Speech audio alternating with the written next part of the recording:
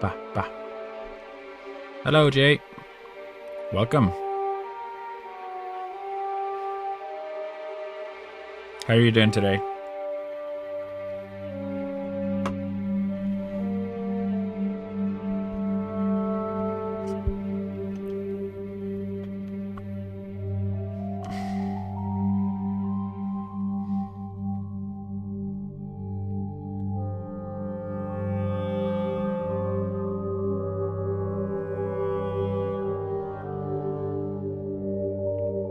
Can you hear me? Oh, you're doing good. Okay, good.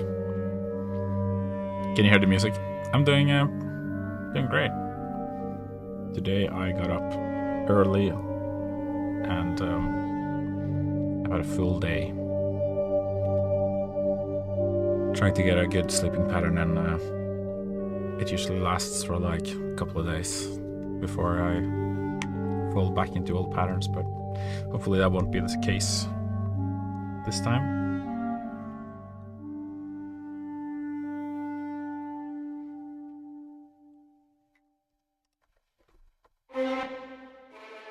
Oh, hey Foxblood. Well, nice of you to stop by, even just for a little.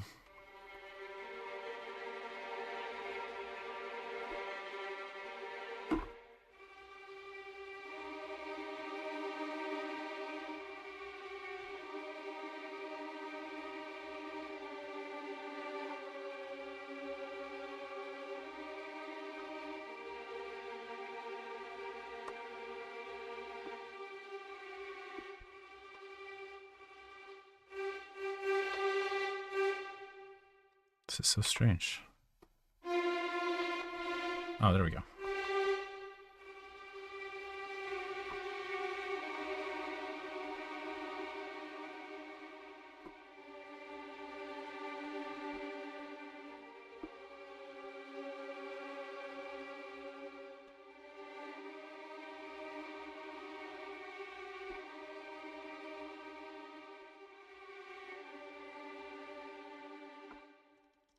This is an old piece that I wrote in 2019 or something, I think.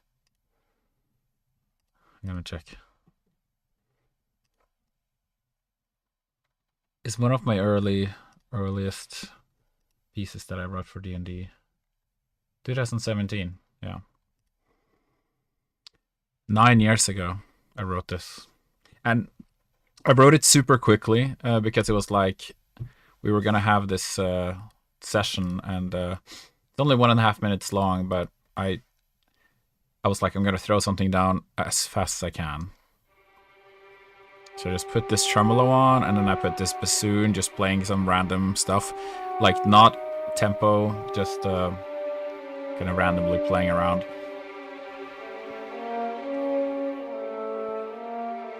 But I like how it turned out.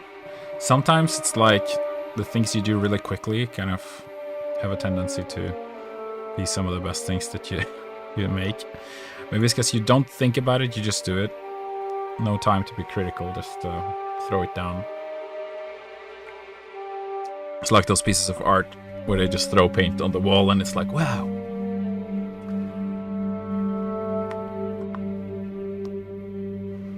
So I'm gonna try to live by the same principle here. Hello, Turnevis. I don't know, how do I pronounce that?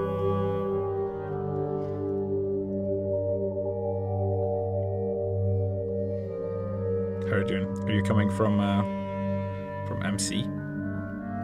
From Minecraft, or?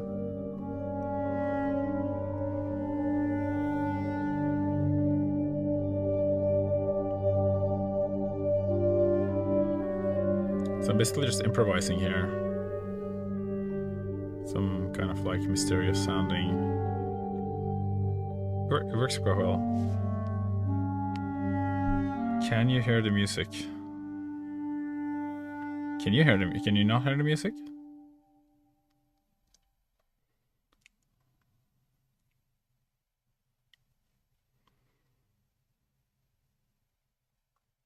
Let me know if the music is cut out, because I will try to fix that. Are you saying you can hear the music or that you cannot? Oh, good. Oh, I see. Oh, man. I only watched Oppenheimer once. I only really remember the scene. I try so do you think for Hotel now. Cool. Yeah, that scene where he's like standing in that room and he's like, after I think the thing has dropped, and he's like has these like visions of like the victims and stuff. That one was like super powerful. Very, very uncomfortable movie to watch. Good though.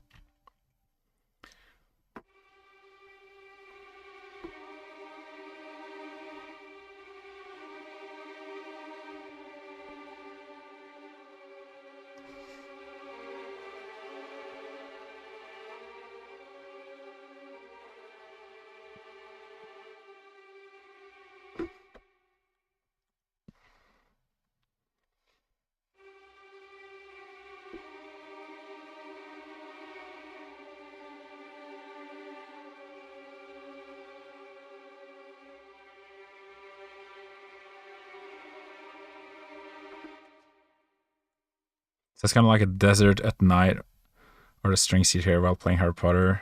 He's wearing his invisibility cloak in the first 2 movies. Yeah, probably. Oh, hey, Maple. How are you all doing? I kind of wanted to give it like a sort of an instant kind of mysterious kind of vibe. So that when people are playing D&D, they're kind of like, they're instantly getting that, ooh, something's going down.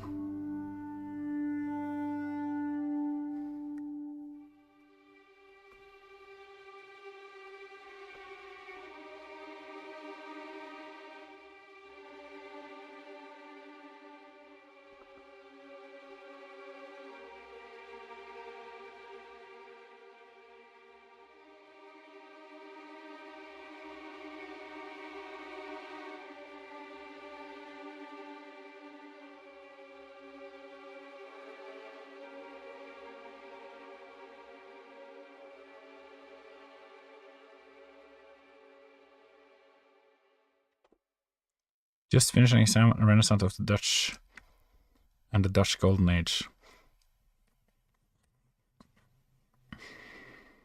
I read Golden Age and I was thinking, for some reason, the game Golden Axe dropped into my head.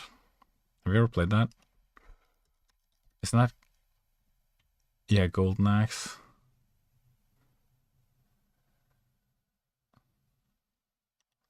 That probably would have been... Did you like writing that, or was that fun?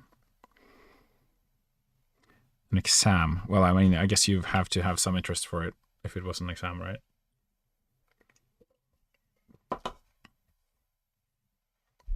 Golden Axe. Yeah. Golden Axe. It's something else. It's a cool fighter game. An arcade beat 'em up from the 90s. It's really cool.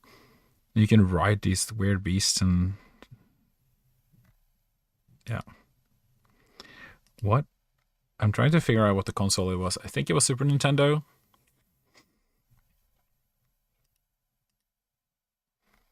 But no, it was Sega. It's a Sega game. I only played it on emulator. I had like a 1,000 game collection of emulator games.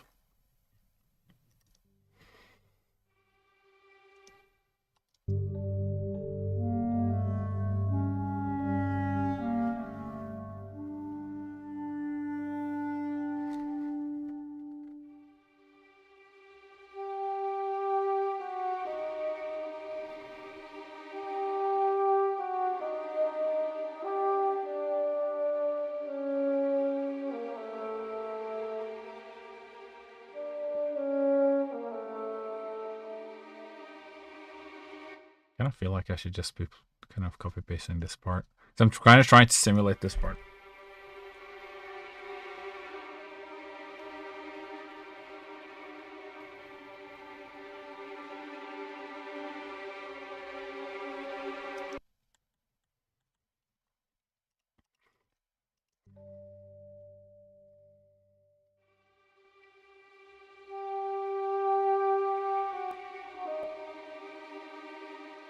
You're enjoying it? That's nice. 3-hour lecture on Wednesday nights.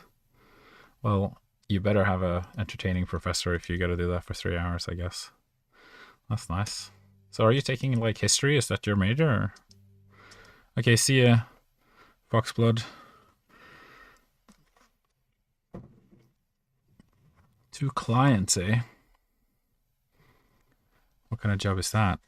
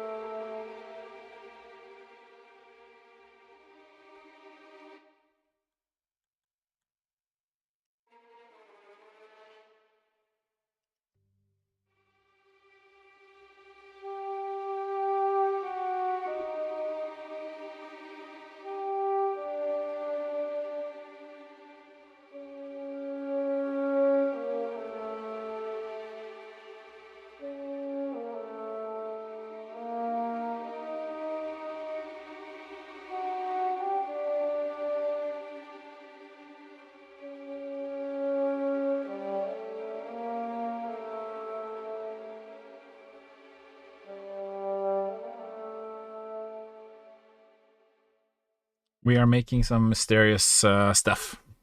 Some mystery music, just some random mystery music, basically.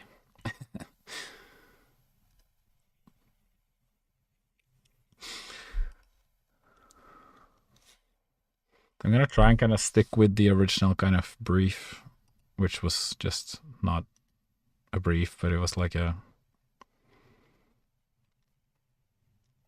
much more interesting than it sounds. Oh, I see. Yeah, of course, business management. Yeah, is always gonna be helpful. You'll probably easily find work in that. I think we did discuss that actually a couple of weeks ago about whether you could go into business management for game companies or something.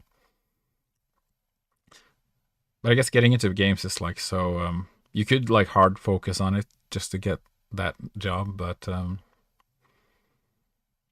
lot of the times it's like you just gotta take the opportunities you're given, I suppose. At least in the beginning, to like work up like a good kind of resume.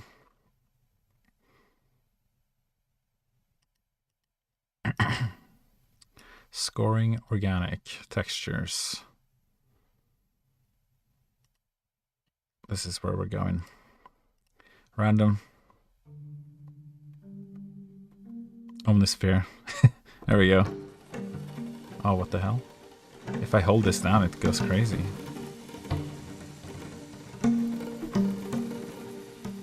Yeah, I'm kind of looking for something a little more subdued.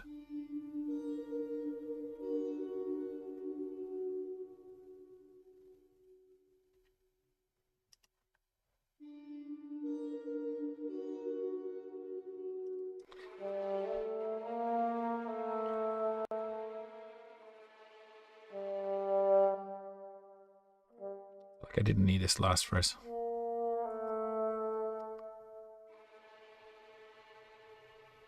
Did you look at the mod jam? I haven't actually looked at the mod. I haven't had the chance to look at the mod jam yet. I heard of it, and I think that is awesome. Really awesome that you guys are doing that, or that it's happening. I have been pretty busy working on Hightail, so I haven't really had the time to look at a lot of stuff. I've just been trying to kind of maximize my efficiency a bit more. Going to bed at the right time. Will you ever cover a Dragon Quest song? There we go. Now we're getting into the distractions straight away.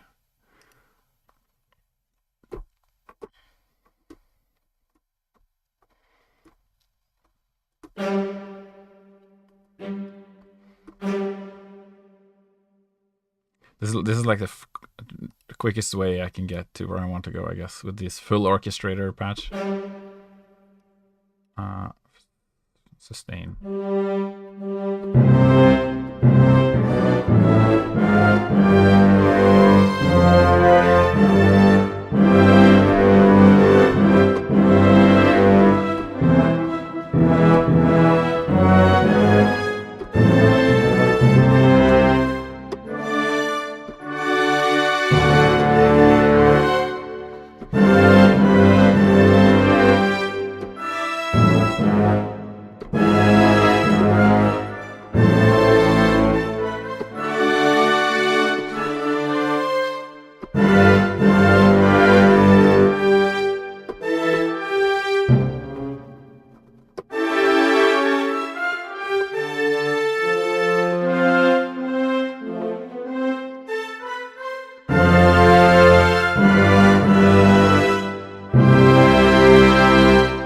There you go.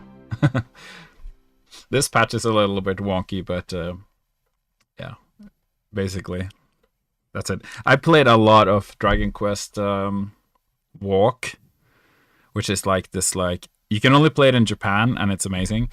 It's like Pokemon Go, but Dragon Quest, and you go around and like you fight monsters and you level up your characters, and it's like a kind of a gacha game because you have to like roll for. Thank you.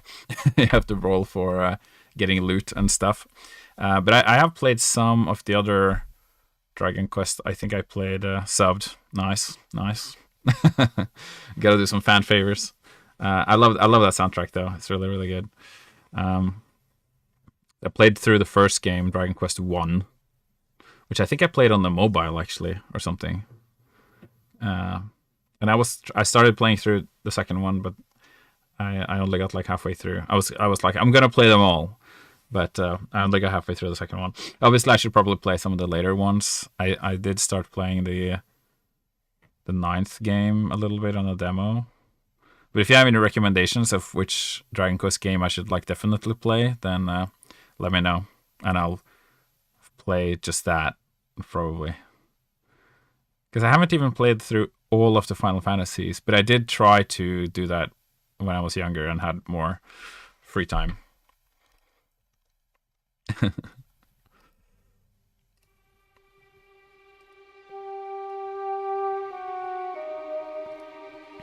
So yeah, we're back to mystery. Making a cover of Dragon Quest, that could be pretty cool actually. I feel like if I did like play through the HD 2D remake of Dragon Quest 1. Oh, nice. Yeah, I don't know if the one on mobile was like HD, but it was good. You played all of them, they're fantastic. Yeah. I think, I played Dragon Quest Builders actually. I guess that's a spin-off, maybe. The only thing that I liked what you're cooking here. Thank you. I'm glad you didn't leave after I played the Dragon Quest. You're like, I'm done. I've heard what I need to hear now. I'm leaving. Maybe I should make like a separate channel that's just like messing around, or maybe I should just stream on a different day. But it's kind of hard to stream more than one night when you have a family, because I'm just like, I have to leave everything to my wife basically tonight. Oh yeah, I was gonna. There's like the thing that threw me off in Dragon Quest was the fact that they do this when you level up. They do this. I'm like, what? What is that sound effect? I thought that was like so off-putting, because that was in Dragon Quest Builders. And I was like, what is this stupid ass like jingle thing? I think it was actually a triangle, something like that. And apparently that's been the sound effect since Dragon Quest 1. And then it makes sense, because in Japan, they really want to like preserve the old kind of ways, you know. That's literally when you level up. And if you play, Dragon Quest Builders was made like, 8 years ago or something like that. So it's a pretty new game. I think it's like that. And all the other sounds are like quite high quality, but that one is like, no, we have to have this sound. It has to be the sound effect. So I think in Japan they just really want to preserve the old and like not let go of anything. They don't want to like change it because it's always been this way. It's got to be this, it's got to be like that always. So they've just kept it, and every Dragon Quest game has that sound effect, I think, for leveling up, and it can never change because then people will be outraged. So there you have it.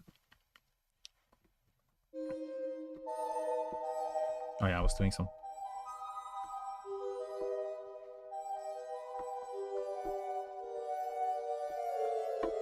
If you want to do like mystery stuff, you can just play like augmented chords.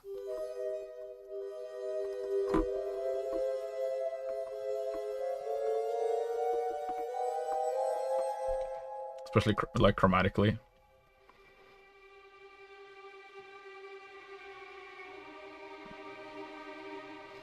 Familiarity. I guess that's similar to Final Fantasy. There's a new story, and it's not the same characters, but it's basically sort of the same monsters and the same spells and like the same kind of idea. It's not even the same universe, but kind of, I guess.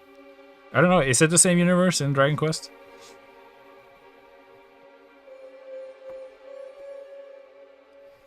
Maybe this is like too much of an out there sound. I'll do like a dulcimer here. Final Fantasy, there's a lot of music for some things. It's still the same even in most recent titles. The Chocobo writing music. Oh yeah. Chocobo writing music is so nice.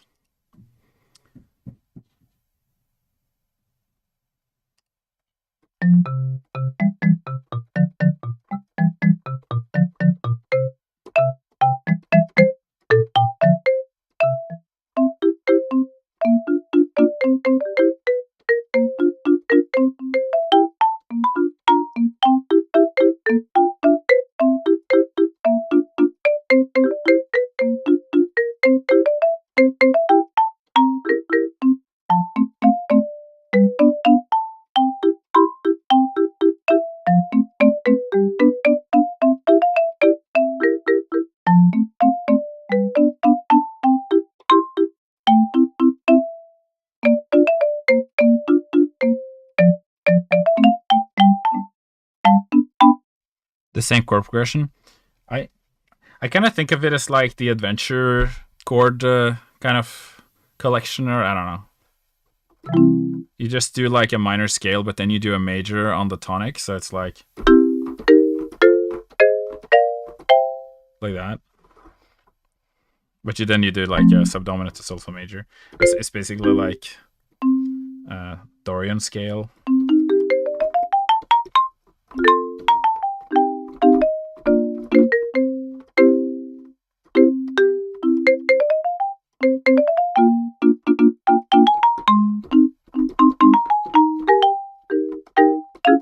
This one is a bit. I was thinking of Cookie Forest. This is like a Neapolitan or whatever I call it. Cookie Forest. That.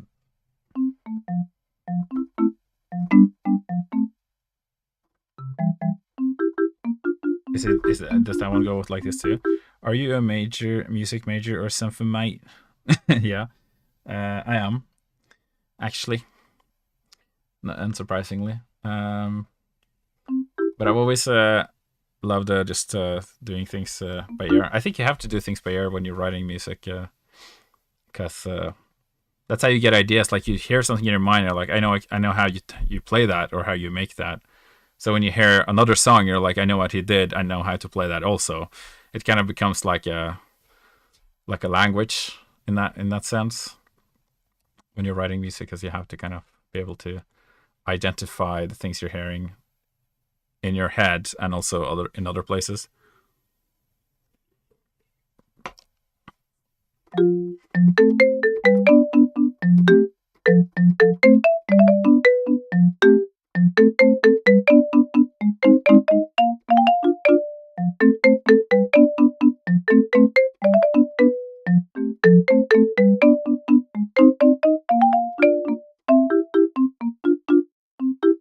Yeah, it's the same as the Chocobo one, isn't it? This one.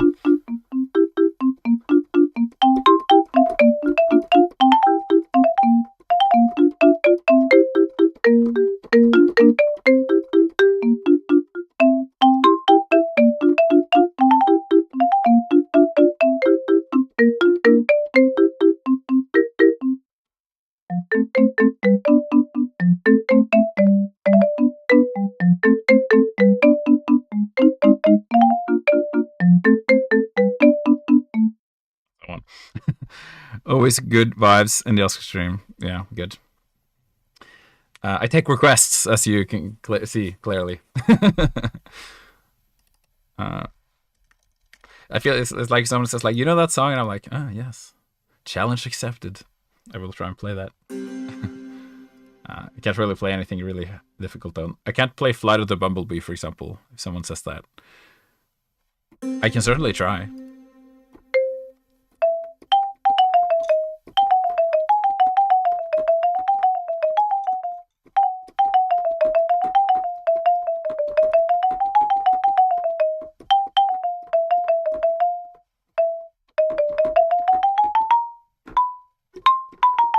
Yeah, and so on. That just like 10 times as fast. I saw someone play that actually in front of my face once. Very impressive. Some Persona. I haven't actually played Persona. I've heard the music is crazy good though. I should definitely play Persona. It's probably my kind of game as well, because I love that funky stuff as well. So, and I love Japanese music, so it's like funky Japanese music. Yeah, I feel bad that I haven't played Persona. Is it? Should I play Persona 5? Isn't that the last one? I always remember that song from the sketch video of the guy selling drugs. What? The Kokir Forest music on top of someone selling drugs? That sounds interesting. I feel like that's like kind of the... some songs become like iconic meme songs. Like the... Start with 5. Yeah. Sounds good.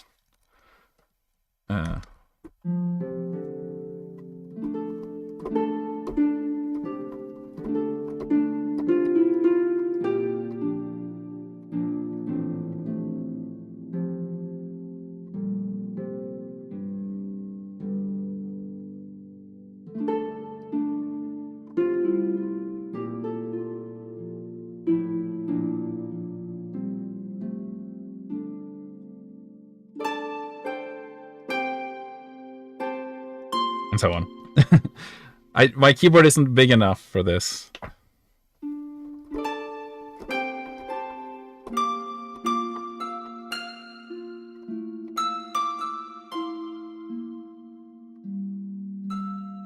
Or something like that. I can't remember actually exactly how it goes after the first part. Give us your coin. That's a different vibe. Where did my full orchestrator go again? Actually, I can do most of that with just strings. Stop! You violated the law!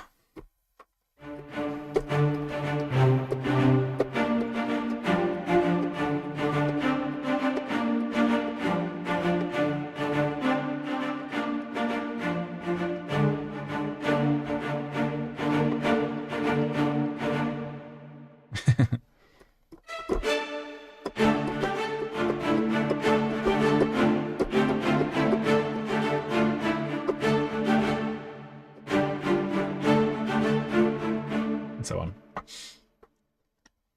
It all kind of blends together into like the same kind of ideas eventually in this sort of adventure RPG world. Like you start to kind of, yeah. But then you have the little nuances that make something unique. Like you can find similarities, but some people write it in a slightly different way, and then it's like it becomes their kind of signature thing. Like things that you don't understand sort of cues and wait until the music is peaceful to strike. Yeah. Yeah, exactly. They just come up and just force the camera for you turn around and like zoom in on their face, and they're like, for some reason they're always like really short, and they're like just looking up at you like, give me your money, you know, and zooming in on their face. But yeah, I think Oblivion was a lot worse for that.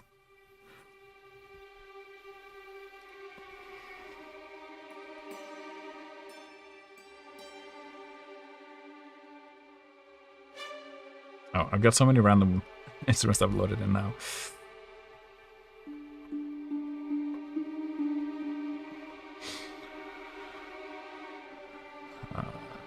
Where was I?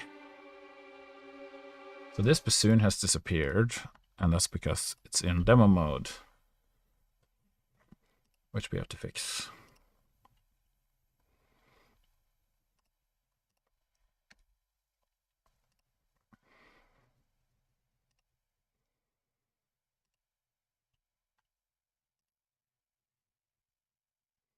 Let's see. There we go. Let's do a lot of the old Wii game soundtracks. It's crazy how good they are. Yeah.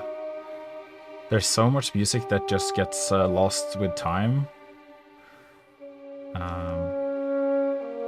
It's like, how do we even preserve that? Like, there's no CDs, or you can't find like Yoshi's Island OST on Spotify. Like, but you can find most of it on YouTube, as long as it's not taken down by Nintendo.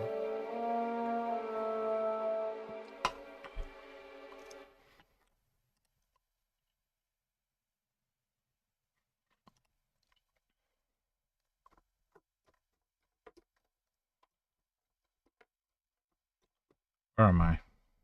Oh, this is also in demo mode. I see.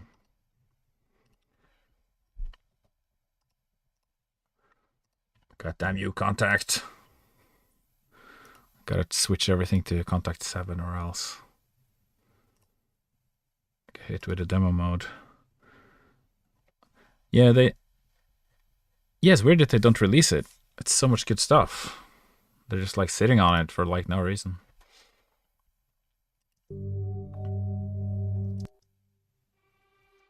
So I guess this one would be in demo mode as well. Yep. Might as well just fix these all. I actually tried to make a script once to like change all of the things that were in demo mode into like not, but I spent like 2-3 days on it, and it failed. I've tried to learn how to do any kind of coding or scripting many times, but it's so freaking hard. I don't think I have the patience for it. I want to have results now. Instant results. But not in like a AI way. Mostly in like a I can do it, I'm actually doing it myself way. I think that's why I like production music or producing music, because it's like you put it down and you can listen back to it. I used to practice drums because I wanted to be a jazz drummer, but then I didn't really like the fact that I practiced for 4 hours and wasn't sure if I was even getting anywhere. And I just got kind of bored with it. I love playing the drums.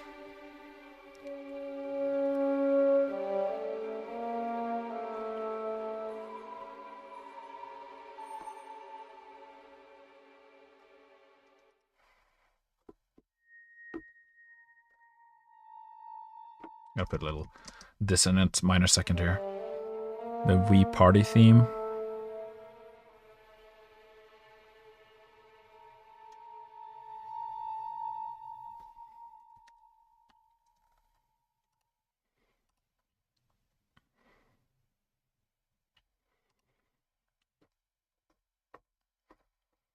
A little bit of it.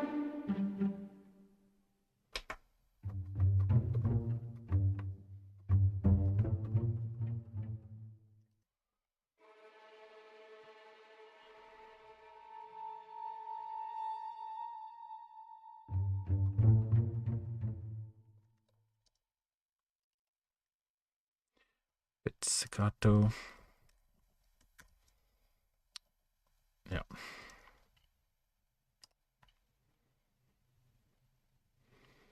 A little bit of mallets.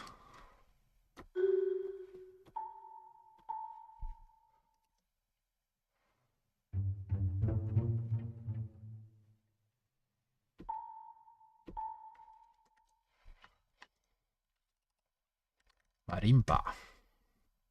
And then we just do the same thing, just an octave up.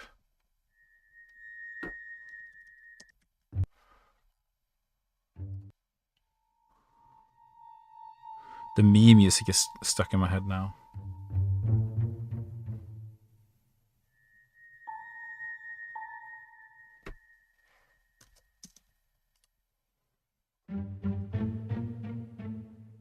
This kind of sounds like sneaking music now, but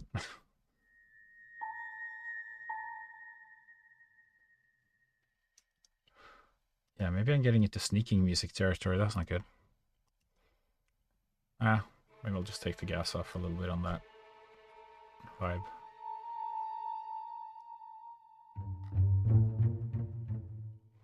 I can just add something extra to pull it out of that territory.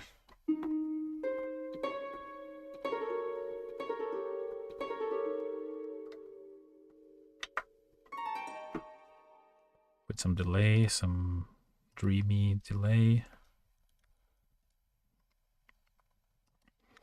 The Wii, is it the Wii Shop theme is the only one that I really know, because I never owned a Wii, or I never really owned a Nintendo until the Switch, because my parents wouldn't let me have a Nintendo. They were like, Nintendos make you go crazy and stuff, and they were like saying I can't have a Nintendo because they heard about some Japanese girl who thought she was a Pokemon and threw herself out a window or something. And it's like somehow that has, I guess Pokemon is Nintendo, but I don't think it was because she was playing Nintendo. I don't know. But it's kind of like, I'm just not going to do that, Dad. It's going to be fine. I would just want to play Super Mario. Like, and so they bought me a PlayStation 1 instead. Because that makes sense. And it had a demo on it with a game called Extreme Games. And one of the games on Extreme Games was like you're lying on your back on like a skateboard downhill, and it's like and it was like these little white little rabbits in the road, like pim, pim, pim, pim. And if you like aim your little board on it, he's like splatters with blood everywhere. And I was like, awesome. And when my parents saw that, they were kind of like, oh, what? Can't do that. We gotta restrict this game somehow. You can't play the extreme games, but you can play this other one. What's this? Battle Arena Toshinden, which is like a fighting game where you literally like have Wolverine claws and you like just like stab people through the stomach. I just learned like I shouldn't show them what I'm playing on the PlayStation. My first game that was like a full game though. Because these were just like the demo games. The full game was like Rayman. They really don't understand video games, but I've been fine all my life. He was also like he put a ban on Gran Turismo 3 when it came out, because it was all over the news. It's like a huge controversy with Gran Turismo that you can go in the street and knock down old ladies with a baseball bat, and so my dad was saying, like, that game, it destroys your soul. That game is never going into our house. And so I walked into my brother's room and he's like playing it. I'm like, didn't Dad say that it destroys your soul? And he was like, yeah, well, don't tell him. So I was just watching him play it. I think he played it on the PlayStation 2 or something. The graphics as well, it was like so low fidelity. It's like there's no way you can confuse this with reality if you have a brain.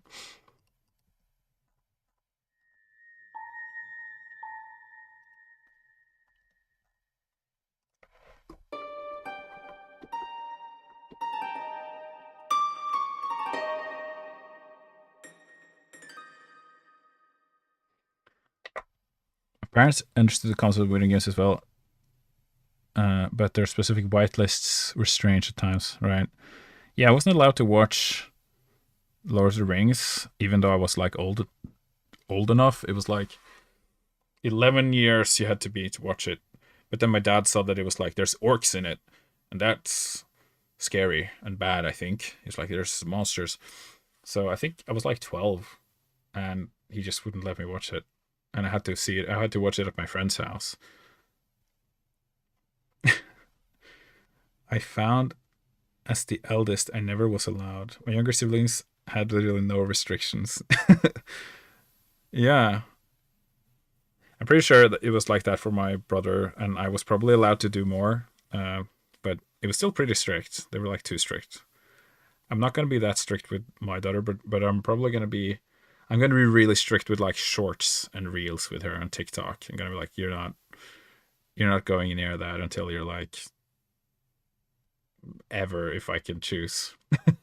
It's just so bad for a human brain to be exposed to that level of dopamine stimulants. It's just not healthy for anybody, I think. My dad let me play Overwatch, which has blood.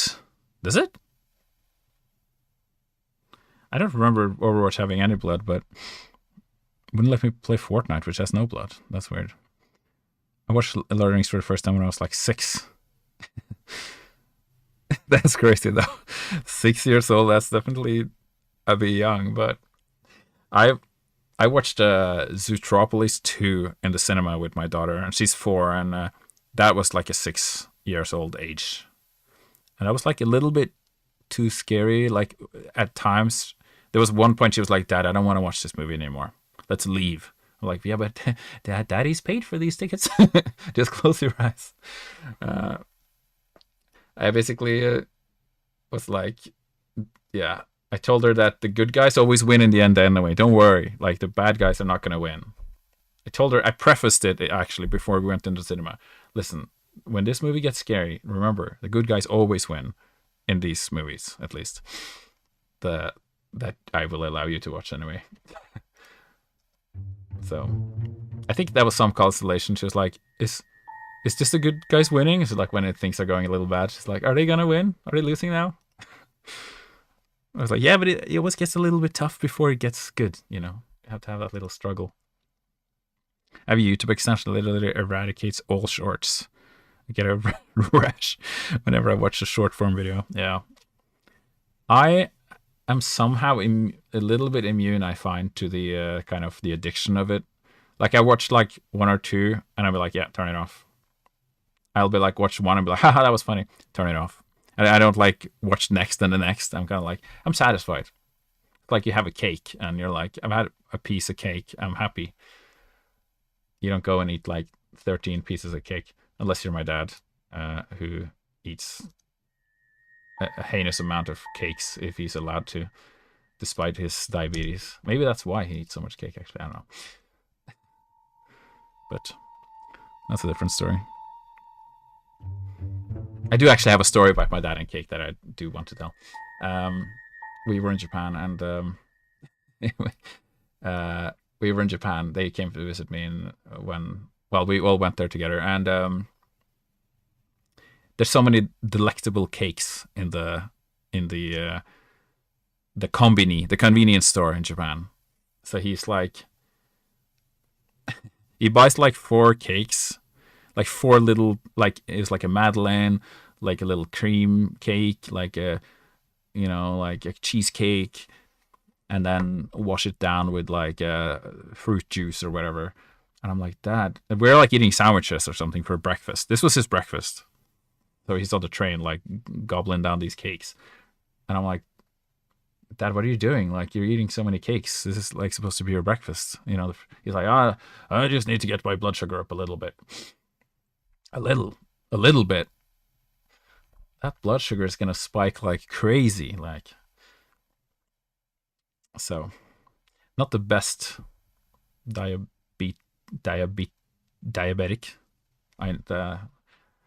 But well, a little bit funny. and hopeless at the same time. But well, such is the nature of dads. You can't really change their minds about anything. I'll probably become exactly the same way, but it won't be like eating cakes. It'll be like something else. I think I can relate. I have a pretty addictive personality, but not at all with TikToks. Yeah. Yeah, I think like the thing with having like an addictive personality, I've also have like had these things in the past where I've felt really like I've gotten obsessed with something. Like I played like Risk of Rain 2, for example, and I got really addicted to Risk of Rain 2, and I had to get like mastery with this like one character, and I got really obsessed with it. I was like, I have to do it. I have to. I have to. I got, when you get like you lose and you get angry and you're like, I'm completing this now, whether I like it or not. This I'm gonna like torment myself to get this achievement because I'm vindictively obsessed with like completing this goal, you know. But I'm a little bit more mindful, I think, now until another game comes along, I suppose.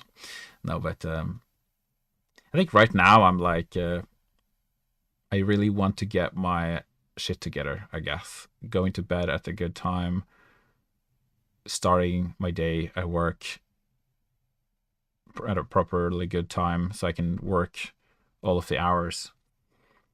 Uh, that's what I'm kind of currently focused on. I wouldn't say I'm obsessed with it, but it is the same kind of feeling where it's like, I have to do this, you know. Maybe it's just like ADHD or something, I don't know. But I feel like it's so easy to blame like everything on ADHD or undiagnosed ADHD. And I don't want to be one of those people, even though I probably have been at some point.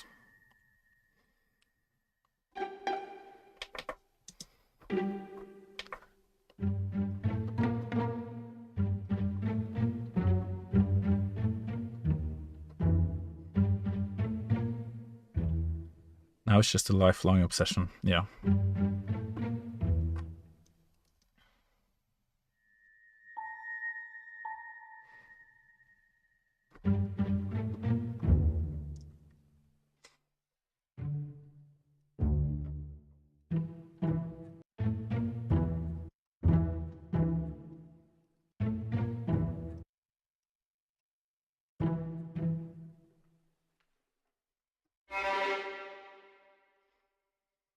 My pleasures get approved to study in China this summer. Hell yeah.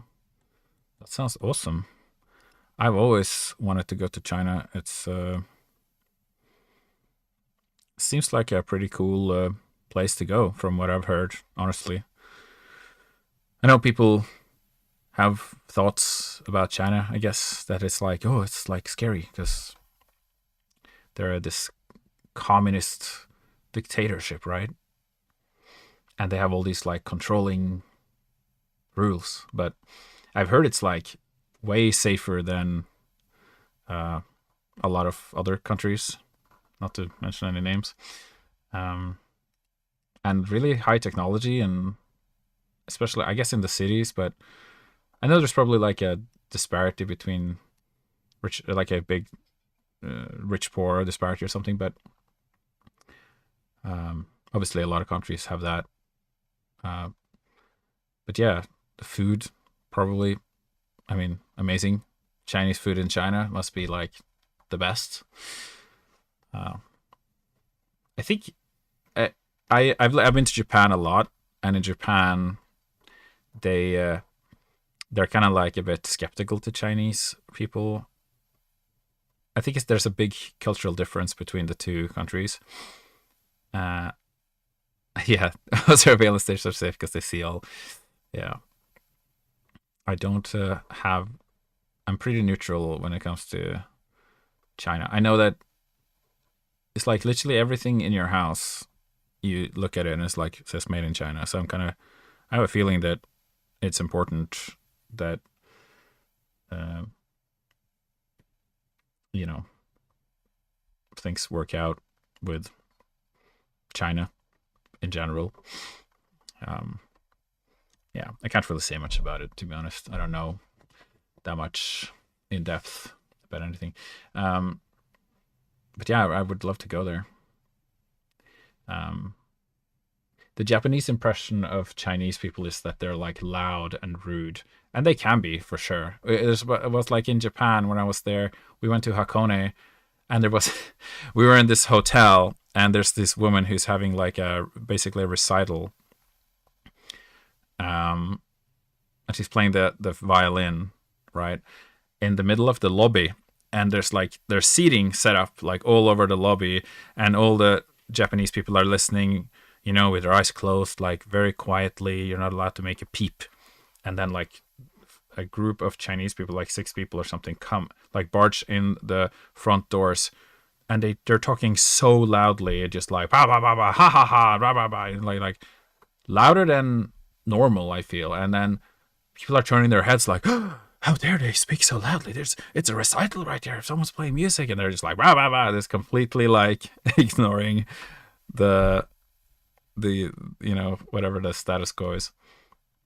But the Japanese people, they don't say anything. They're like, they don't say like, shush, shut up or something. They don't do that. They just look at you like scowlingly or just like shocked, because they're too polite to like say anything, and the Chinese people are too loud to like notice anything. So it's like a quiet, like, how dare they, And I think also they're afraid that Chinese people are buying a lot of property in Japan, and buying all of their Yamazaki single malt sake, apparently, single malt whiskey.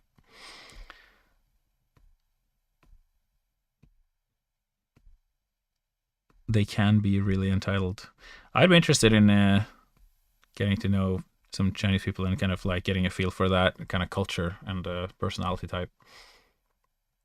I feel like I'm kind of like a social chameleon. Like I'll kind of adapt to whatever, uh, whoever I'm with, I guess. Like I don't mind people being loud and brazen as much as someone being like timid and polite. I kind of try and adapt. I'm a people pleaser. That's just straight up. It's a blessing and a curse, really. You can help you be friendly with everybody, but it can also like people can really take advantage of you if you're not careful.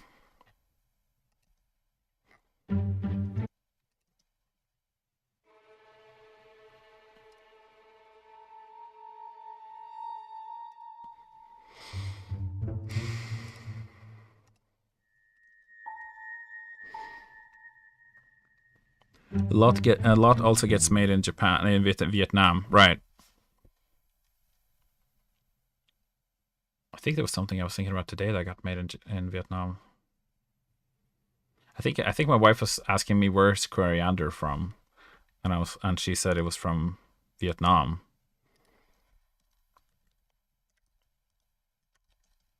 And now I need to find out. Coriander is from South Europe, North Africa.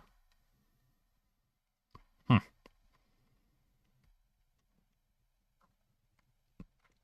That's what it says anyway. Like the Mediterranean, around the Mediterranean. That's like where it came from originally. But it's used in so many like East Asian cuisines, so it's kind of funny that it's from Southern Europe. You never left the U.S. Yeah, you need to travel. You need to get out there. It's a whole wide world.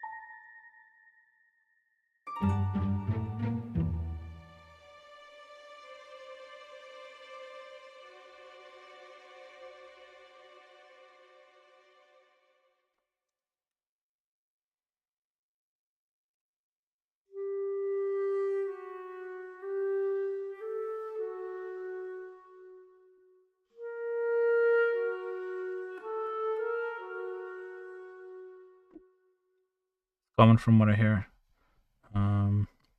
Yeah, country's too big to travel anywhere. Already creates many cultures. That's true. Well, I think if you go to another continent, you kind of it takes maybe a bit of time, but there's like some fundamental kind of mindset differences from continent to continent, I think. It might be subtle at first, but yeah. I noticed it when I was working in Hypixel previously with the previous company. We had a large we had different company cultures kind of blending. You know, had like a European indie company kind of, or well, I guess it was Canadian originally, but I suppose that's like different from, that's more of like a work culture thing maybe though, than a cultural one. But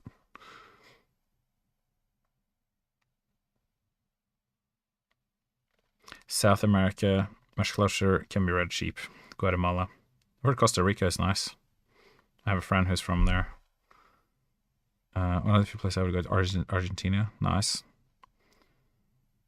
Far south side like Patagonia. Is that in Argentina? Patagonia? Fjords are one of the very few types of environment we don't have in the USA. Wait, do you get that in Argentina, or do you have to go to Norway for that? I thought it was just in Norway. We were the only ones with fjords.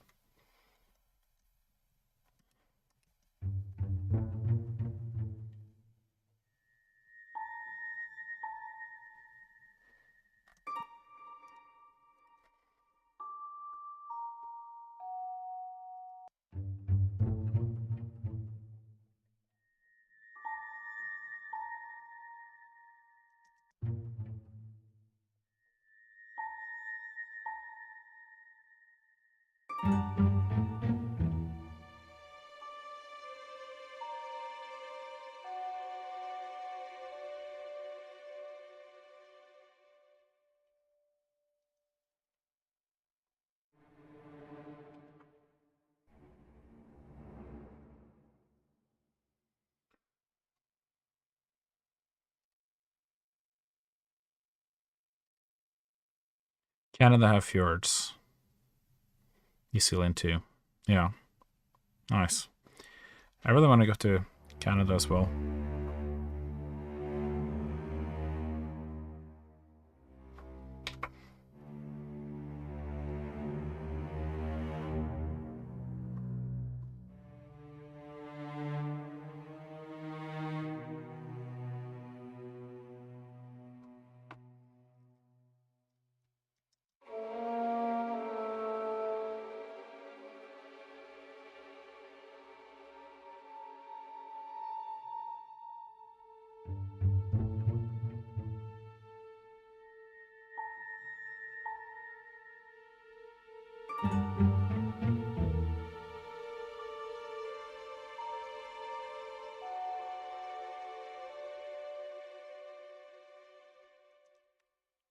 I feel like maybe this is what I needed, like to glue it together and have it like less sparse.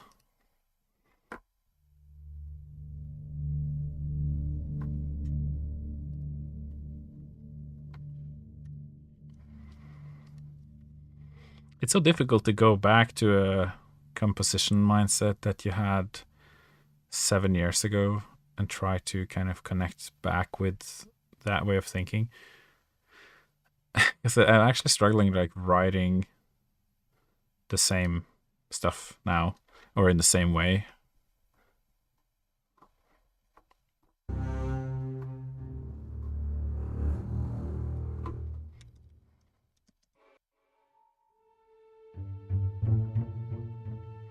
British Columbia. Yeah, I've heard British Columbia is good. That's where my colleague Kieran was from.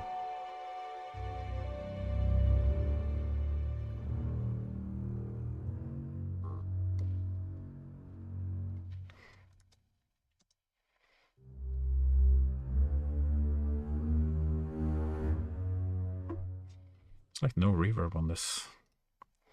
Let's make a reverb bus. What's, oh yeah, that's the Ontario. Felt like just another US state. Yeah, I haven't been to Canada. We got accounting soon, so I'll be heading out. All right, see you around Maple. Godnatt. Idag så sa jeg faktisk til min mamma. Katten din må du drikke alt. Jeg skal ikke det. Sorry, my daughter's just saying goodnight. Det var mer. Ja, det kan jeg slå ut. Takk. Hva det var nummer? Så det var Karapo. Yesemi. Oj. Yesemi. Bye bye.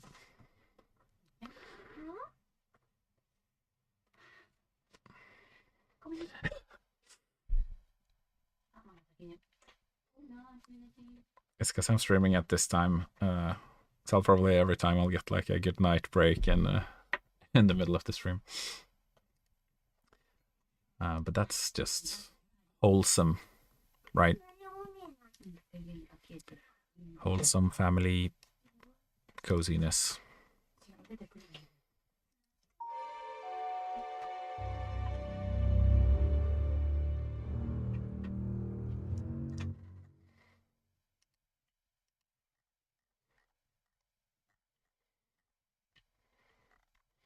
Where did my bassoon go? Oh, here we go.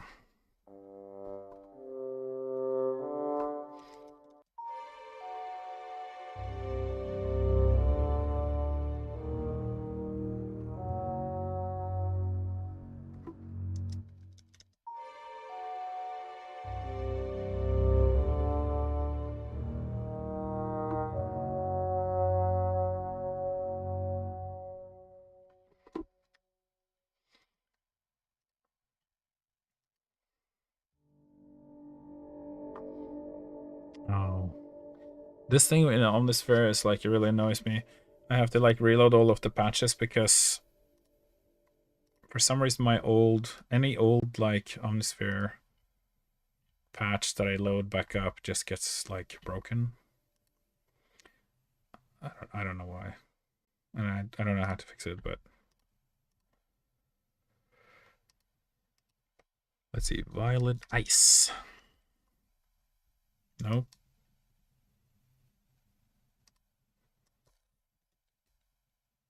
It's literally called Violet Ice, though.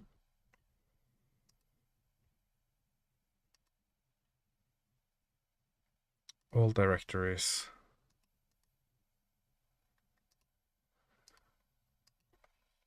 Violet Ice. Here we go. What the hell? Is that not in Omnisphere? The old for me, even they're old. Yeah, now they're all broken for me. It's a bit sad.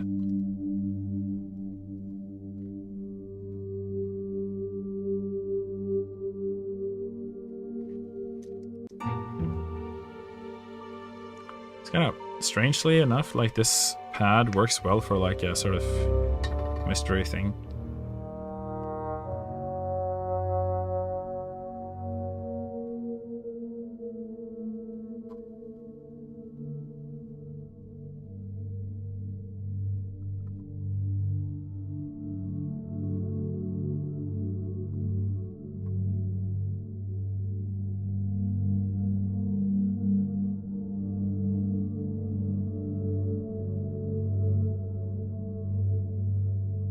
Kieran's not doing sound for Hytale anymore.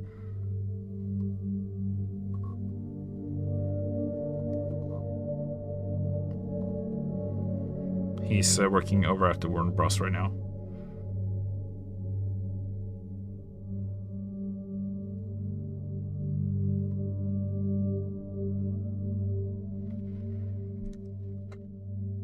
Something like that.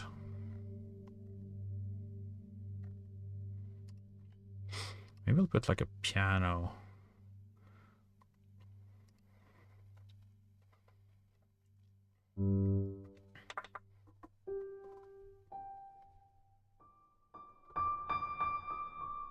Something like that.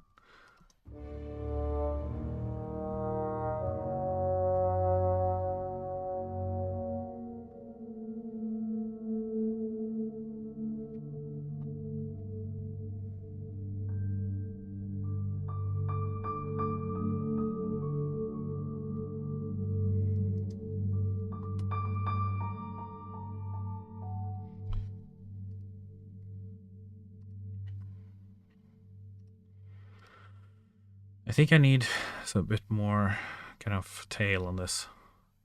Let's see. Where's my... Oh, yeah.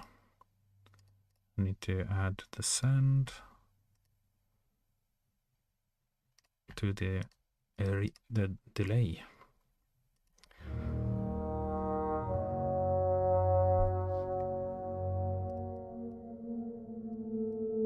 Just send it all.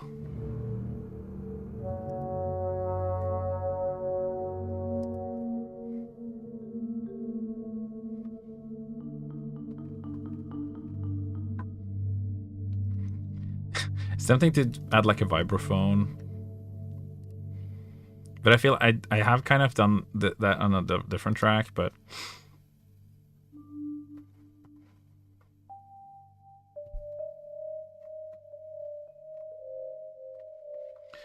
vibraphone is like such a cheap trick, but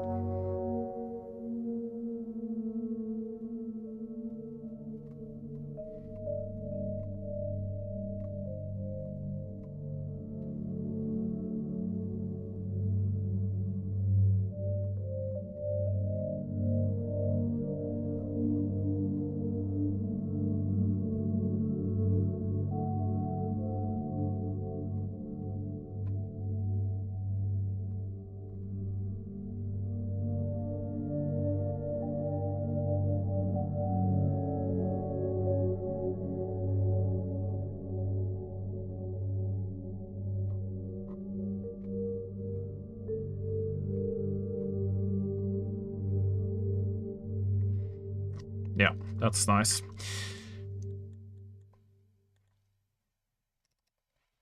Okay, it's not that cheap of a trick. I didn't mean to hurt your feelings, vibraphone.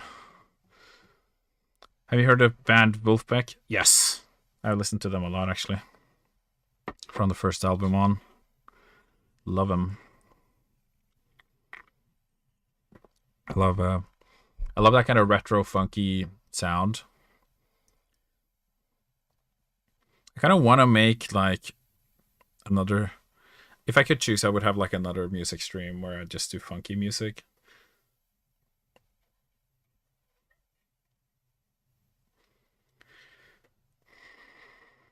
Second Madison Square Garden concert. Ooh, I haven't actually heard that one. I haven't listened to them in a while. I guess I kind of listened to them mostly when the album Fugue State came out. And then after that, I heard maybe some others, but I think the last album I listened to was like Corey Wong or My New Car or something. I haven't really heard anything since.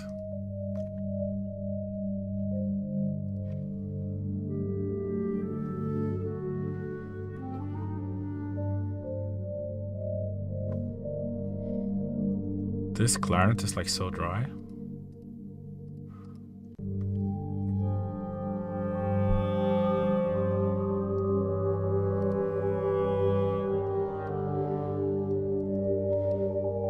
There's no reason this shouldn't have some delay.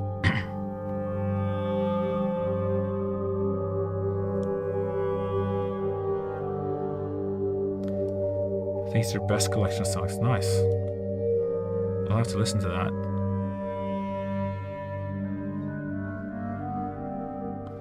Hi Allegro, how you doing? Having a good week so far?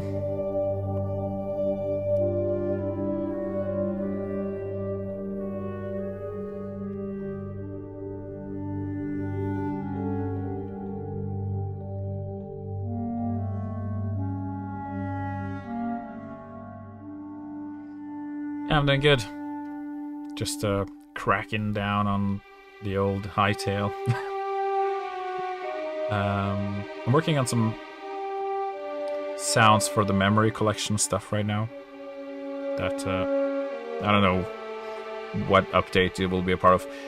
For me, I'm not so conscious of when the updates are going out. I'm just doing my work and pushing it as we've completed, and then whatever makes it into the pre-release or whatever. And obviously, if there's something pushing, something pressing that's like we have to get this thing for like this release, then I would of course jump on that. But right now we're kind of in a state where we're just kind of improving things right, left, and center as we go. So we'll do critical stuff first, but then other than that, we're just gonna try to improve things that are easy wins, you know, first, and then focus on some other long-term stuff in between that. So yeah, I've been doing some cool sound effects. No new music for now. I think they think that I've written enough music, but they're wrong. I haven't written enough music, never. Never ever. I'll write more. You'll see. You'll all see. I was going through the OST release, and it's been problematic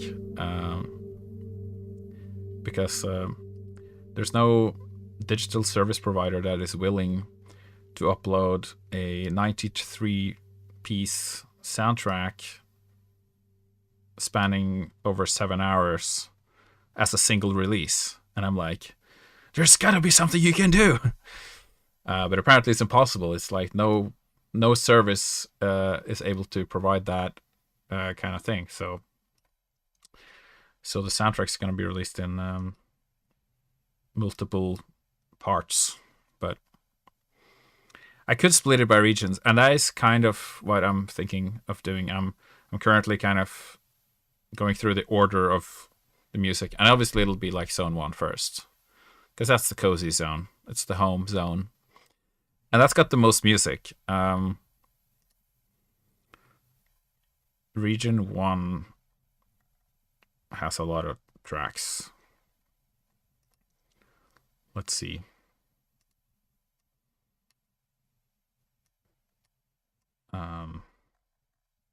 Just looking at the list right now.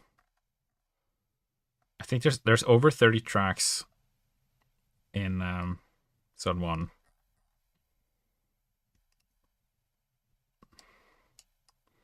Yeah. So that's like a third of the soundtrack. Yeah. Yeah, we'll see. We'll see. It'll be like Zone 1 for the first album, and then. But then again, like Zone 4 doesn't have as much music as the other zones. It's got the jungle stuff, but.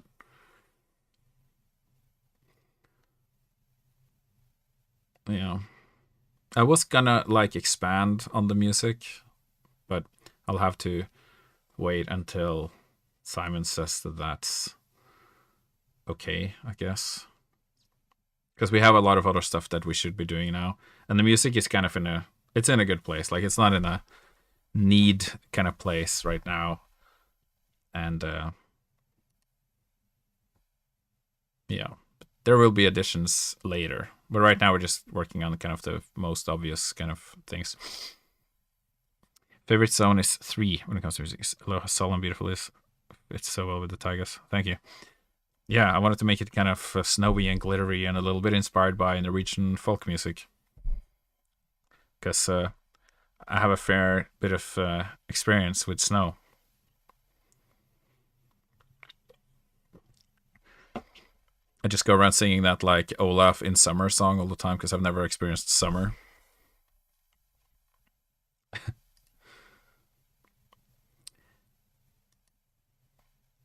Your music will shine brighter in adventure mode, 100%. Maybe. It might be exactly the same. But it'll be more. It'll be more stuff, probably. I hope so. I hope I can fill out the other areas as much as I've filled out zone 1, if I can have my way. But you can't have everything in life. But I'll certainly try. Do you think any of the old Capital music will be used somehow? Yeah, I hope so. I mean, if you think about the fact that Hytale came from the Hypixel network originally, and they kind of built their whole thing on having like this awesome lobby.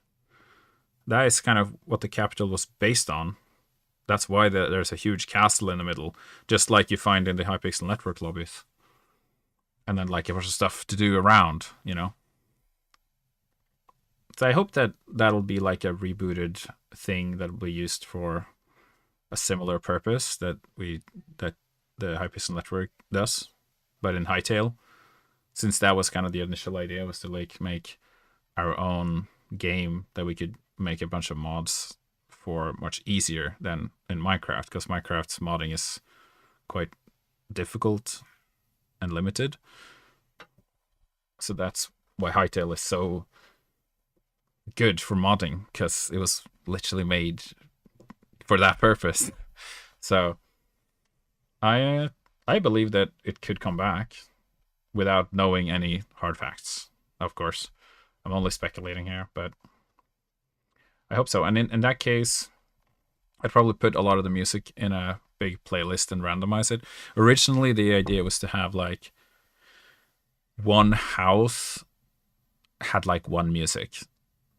It wasn't my idea originally, but Kieran really wanted to do this, where there's like every building emits the music that's for that place.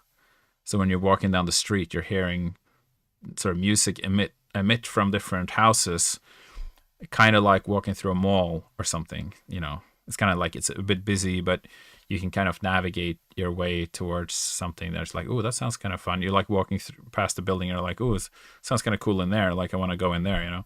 And then when you walk into the building, then you get the 2D music, and you're like, you're there. You don't hear the stuff outside once you've gone into the building. But when you're outside, it's kind of just like emitting from the buildings. I was really skeptical to that idea at first, but I was like, okay, we'll see. We'll see how this turns out, you know. I was kind of just like letting him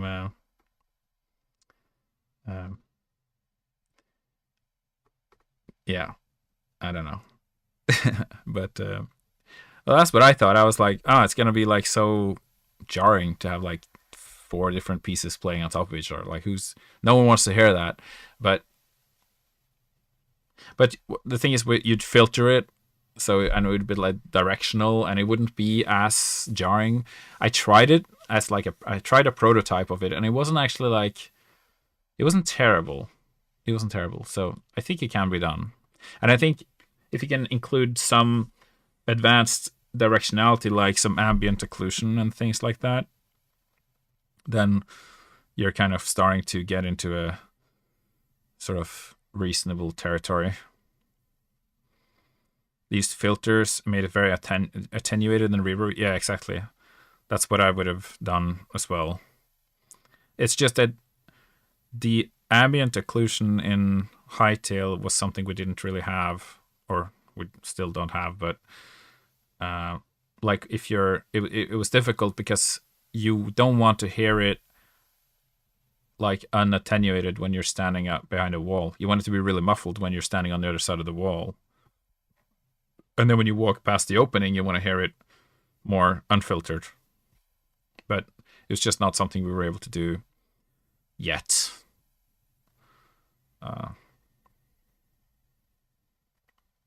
Yeah, the nature of the modding, things being easy to mod also requires the game to be relatively like lightweight. Like you can't, if you add like too many crazy things, then, well, I guess you could also argue that if you add more crazy things, then people will be able to do more crazy stuff also. So I don't really know much about the tech side of things, so I shouldn't really comment on it in any way. But for music anyway, that's kind of some of the ideas that we had for the capital.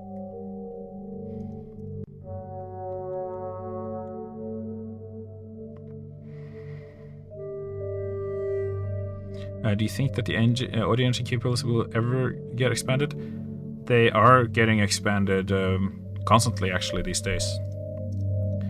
So it's not we're not using Wise anymore. We're using a proprietary tech, but the good thing about that is that you guys can get hands-on with the tech much easier.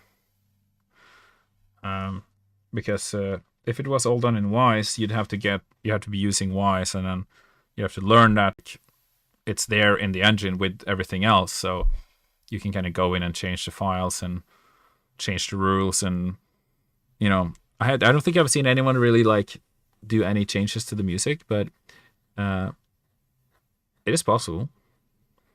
Yeah, it's possible to add your own music and reference it in the JSON files and set up your own rules, but I think it has to be tied to, it's currently being tied to environments. So either you could change the music for the existing environments and change those environments, or you could create your own environments, but you have to like define them and create some tags potentially for them and reference them in the, and there's no documentation on like how to do this. So I understand it's a bit like, I understand why no one's done it, because probably no one knows how. Other than you could copy paste what's there, I guess, and kind of suss out how it works. But I don't even know if I would be the best person to talk about it, because I could explain what I've done, but I've also been copy pasting it, so I've only done what the sort of the engineer that I work with has been. Well, I mean, I did know the system from before, but it's been updated, so I hope there will be like a much easier user interface for the audio, where you can kind of like modability. That's a word. Yeah, an easier user interface where you can kind of like drop down menus and like add your own file to a drop down. You don't have to go into like the JSONs and stuff. Yeah, but I love the capital stuff. I think my favorite piece is probably Hope and Wonder. Ooh, I'm really tempted to go into that project right now. This is like the last 30 minutes. Look at some high space music. Blah, blah, blah, blah, blah. Oh man, there's so many tracks that I did. Hope, and there we go.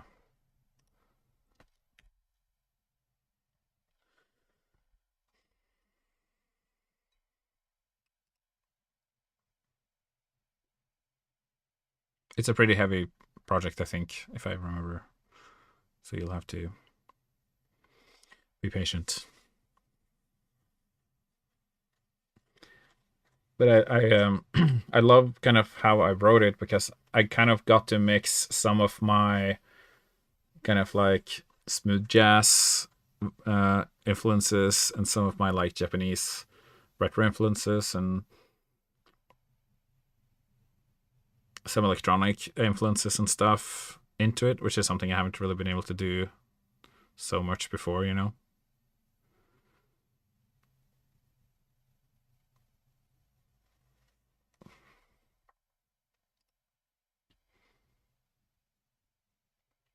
Oh, Logic crashed while opening that.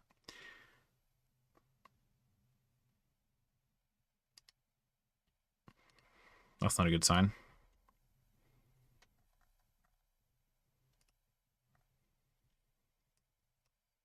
Sometimes if I open it up from a different project, it does that. Okay, let's try again. One more time. Yeah. Is something happening?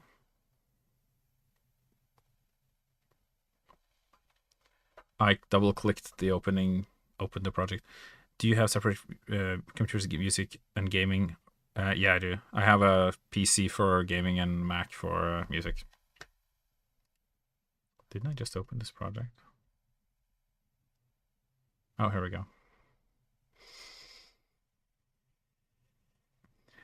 That's what you're doing for World Generation, sister. No, only 2 tutorials on YouTube, and it's an absolute basics. Yeah, makes it quite difficult, but you're getting it. That's good. Yeah, I guess people who get into modding have struggled to do so. I just can't imagine how the people modding Minecraft must have felt. I don't even know if there's any documentation or support for that, and the original Minecraft is written in Java, isn't it?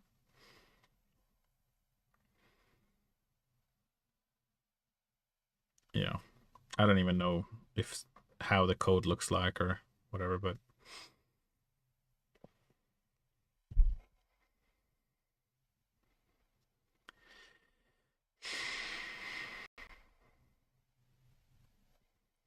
oh, yay. I'm in.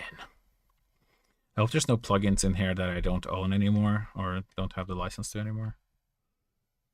There's a lot of Contact 5 that I see, but it shouldn't be that old. Oh, but there's some Omnisphere stuff that probably will sound broken. Oh, luckily there's only 2. Oh, wait, 3. Okay. Let's see. And we might need to do a little bit of repair here, but Caress. Oh, this is one of my favorite patches.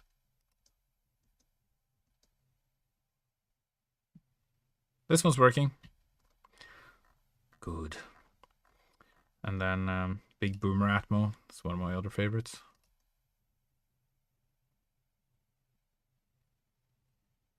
Sounds okay. Yeah, this one's fine. Good. Good. Good start. And the last one was like Shrine something. Sacred Shrine. Where's that? High Space Sunshine. I've I've made my own like collection of sounds that are like, oh yeah, this one. Shrine. Sacred Shrine. Is this okay?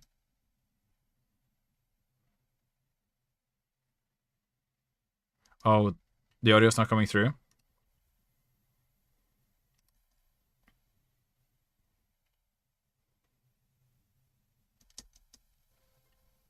Oh, yeah, it's not coming through. Okay, hold on. Let me just reset this element.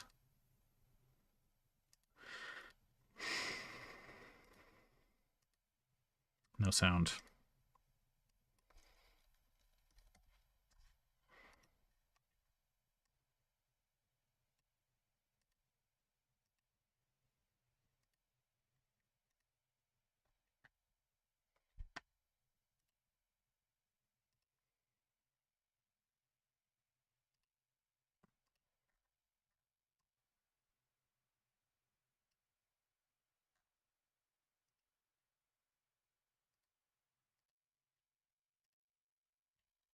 Okay, can you hear this?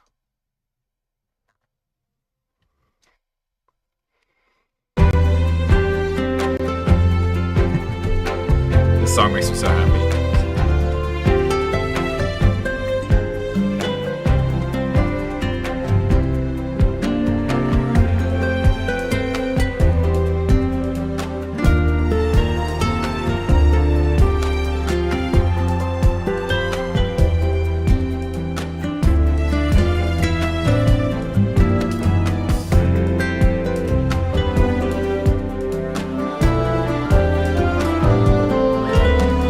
I love that line. Yeah, it's a bit loud. It's because this is mastered, so it's been loudified. Is that better?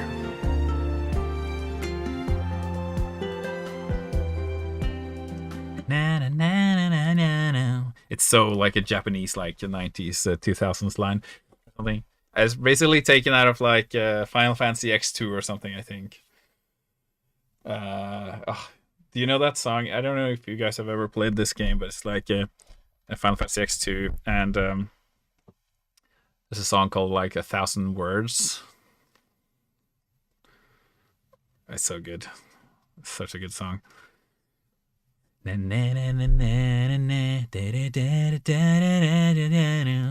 like the lines, that the sort of inflections, it's very juicy, and I'm super like inspired by that kind of thing.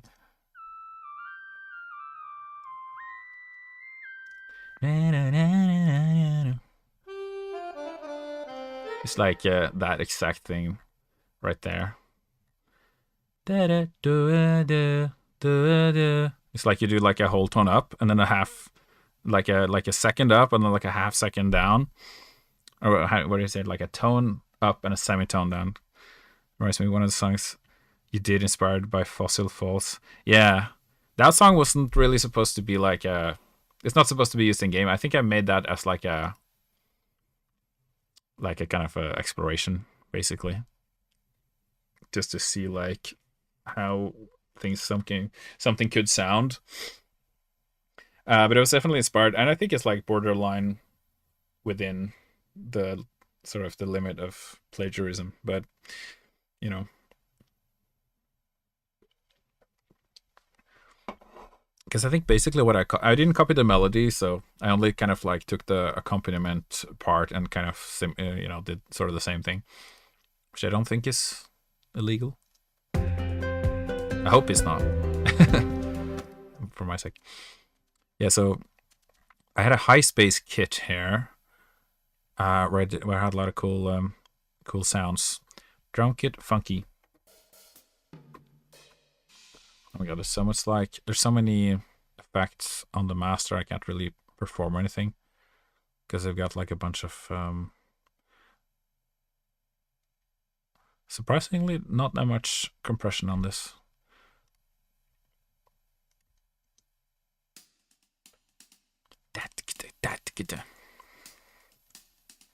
This has like a lot of restraint in it, this whole groove.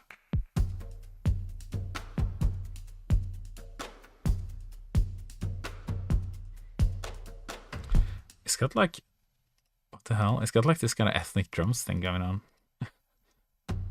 Oh yeah, it's like a loop from Deep Perk Beds.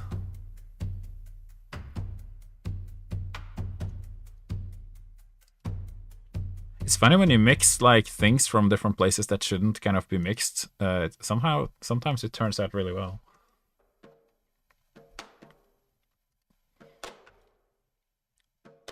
Oh, this is a different thing. Because when you put it together, these drums kind of sound like claps. Oh wait, without when I put the other stuff together.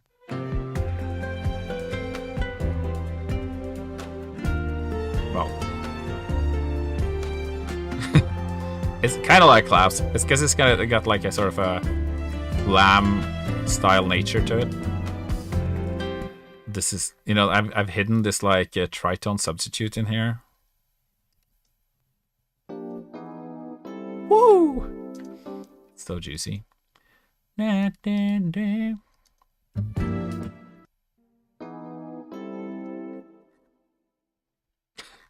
Hell yeah. I love that. It's like one of my favorite parts. I've just put it quite low in the mix, so you don't really notice. Unless you like, if you know, you know. You know?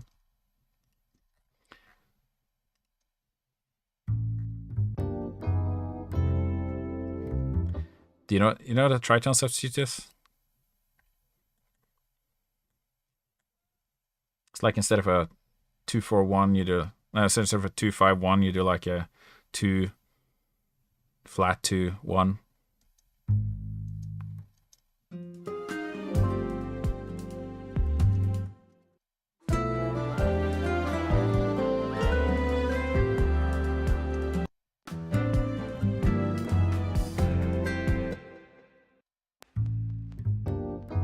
Go chromatically down like that.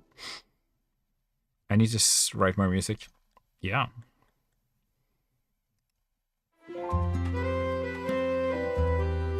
Bandoneon. That's from Argentina, isn't it? Should go there and enjoy a live bandoneon performance.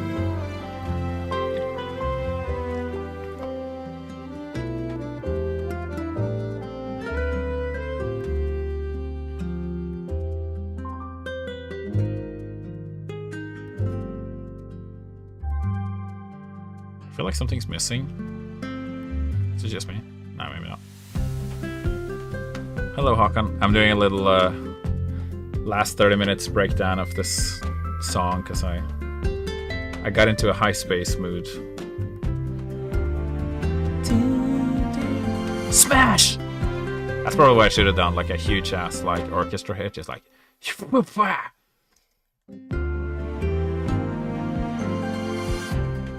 But then I had some restraint, which is nice. But it's a nice little kind of rise.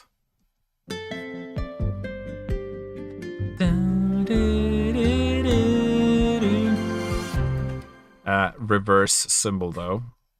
Sexy. That's this one. It says violin staccato, but it's not. It's big beats, big beat remix. I shouldn't really be making changes to the project, but it's just really nice to get that like vacuum, you know, going into the next section. Makes it really like snappy. And I love doing these like fast harp things. Glitter. It's just nice, you know. And who doesn't love some staccato strings being all funky?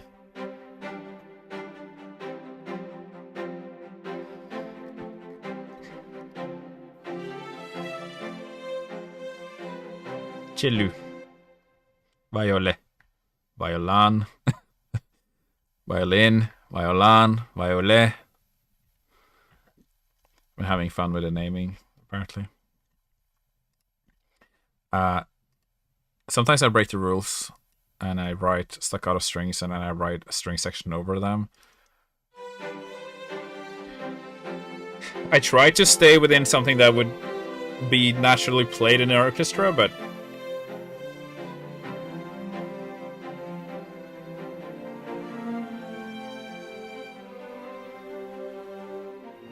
I guess I back off a little bit on the staccato strings here, just to make room for the section, or arco section.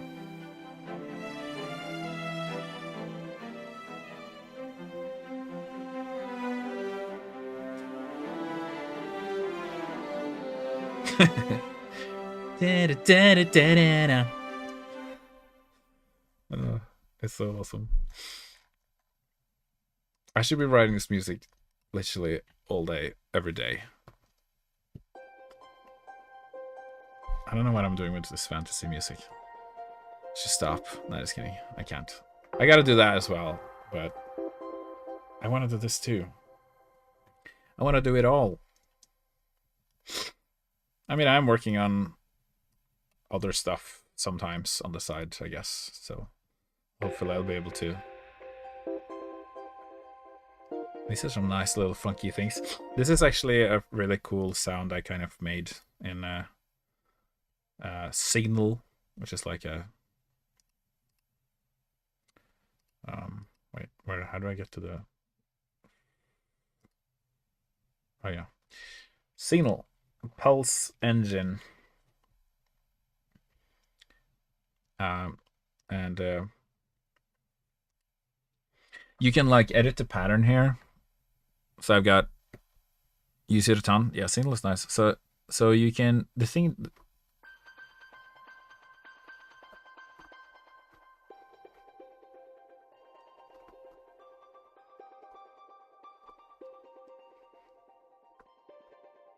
I use it mainly for just like fifths, you know, octaves and fifths like that. Just to add like a kind of like a bed of something kind of funky and cool. So what you can do here is like you can adjust the pitch, and you can adjust like the release and attack of this kind of pitching thing. So every note it will like jump up like an octave, which creates this like wah effect,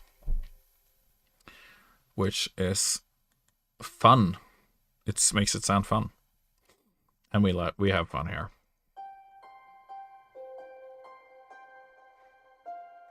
This just adds like an extra bit of glitter. Valhalla Shimmer, of course, for that angelic feel.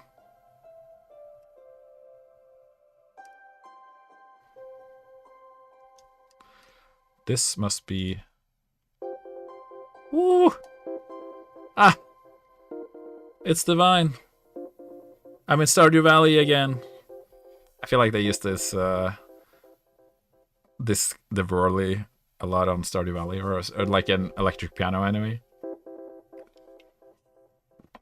Oh, it's so nice. With like some delay on it. Yeah, undiffused. I just really like the sound as well. I use it in so much. I've used it in like battle tracks. I use it in nice tracks. It's just like a nice kind of like echoey thing that you find in Atmosphere. And I've got some piano in here too. I almost never use piano. Ah, nice. Ah, this is like, now we're in like Japan territory right now. Oh, hey Falk. Nice of you to stop by. It's been a while, my man. Just listening to some jazzy stuff right now. Something funky. Piano is cheating. I have said that in the past. So I cheated a little bit. I mean, piano is just... It's like one of the nicest instruments, I guess. So it's like... anyone can make nice music with a piano, almost.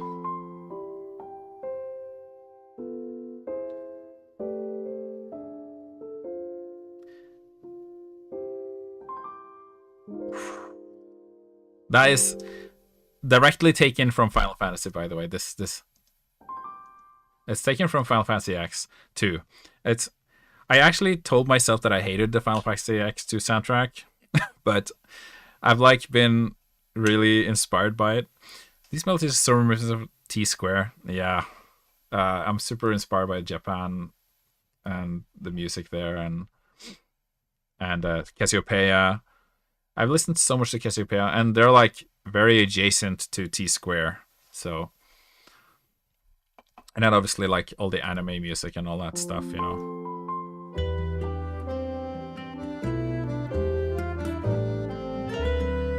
I feel like if I am to use piano, I can't make it like the central element.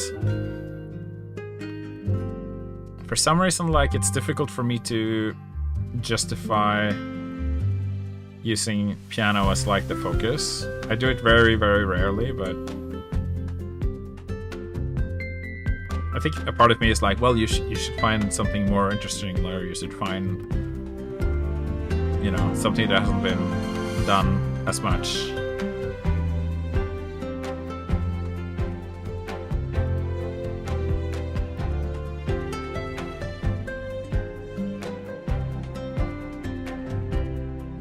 My favorite albums of Cassiopeia. You're using it. Which albums? You're like evil C418. Evil C418. How? Oh, is it because he's using a piano a lot, or? DX7 though. I hate using piano. Piano. Active, full colors, marble. I love active. No, I'm not thinking about active. I'm thinking about platinum. Sorry. Full colors marble. Oh yeah. I think I have heard active. I'll listen to them. This is the DX7. It's the Yamaha DX7.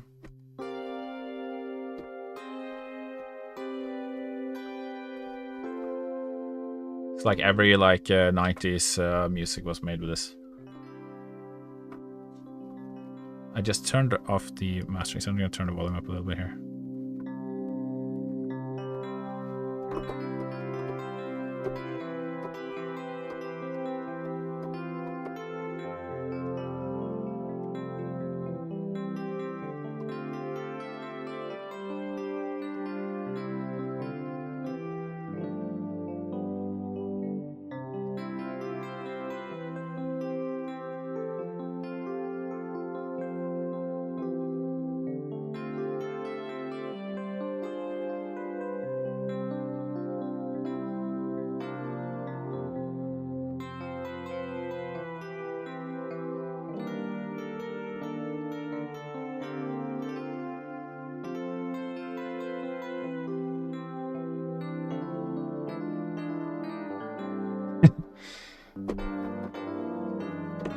Ah!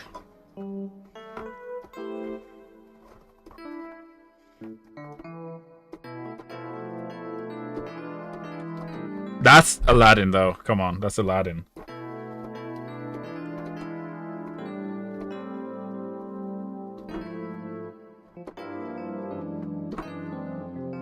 I mean, this whole sound is from Aladdin.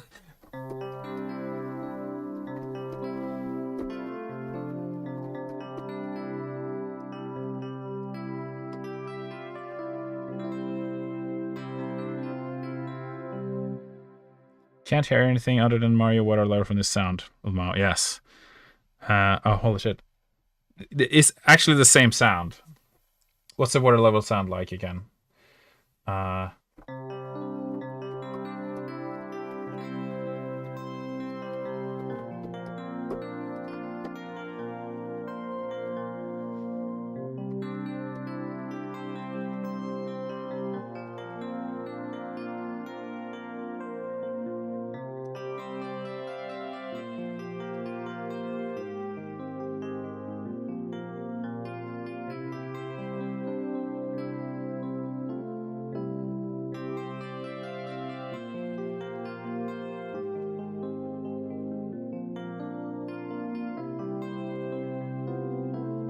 It's uncanny because it's literally that sound that he used. It's the Yamaha DX7. It's like a legendary sound. And I think a lot of the synthesizers are like samplers made around the same time kind of had this particular type of sound. So he might have used something similar, but it's definitely based on this.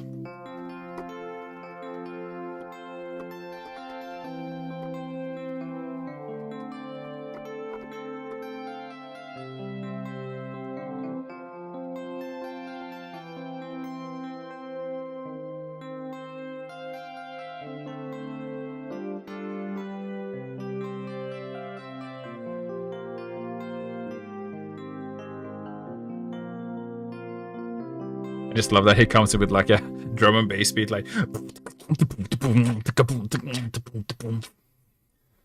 it's just such a Japanese thing to do, and I love it.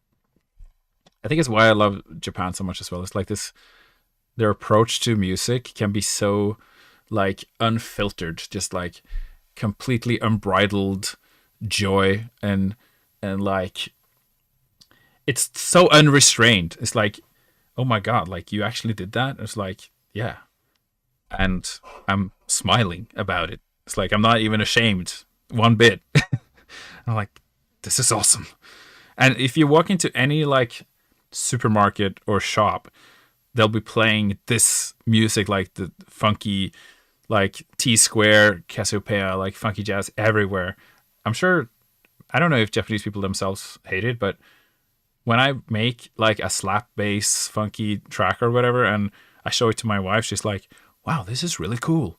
And I'm like, damn, like most people would say this is hella dorky, but you know, since you're Japanese, you love it. And I'm like, I should probably live in Japan or something.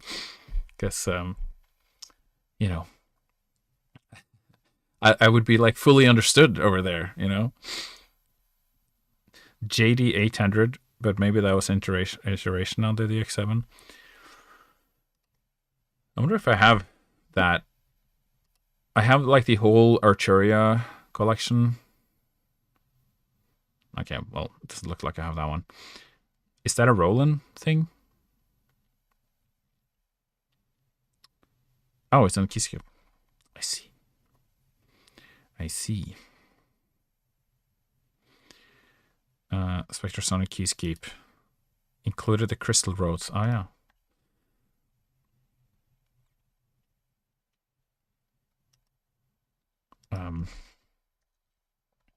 JD. I feel like that's like such an American name.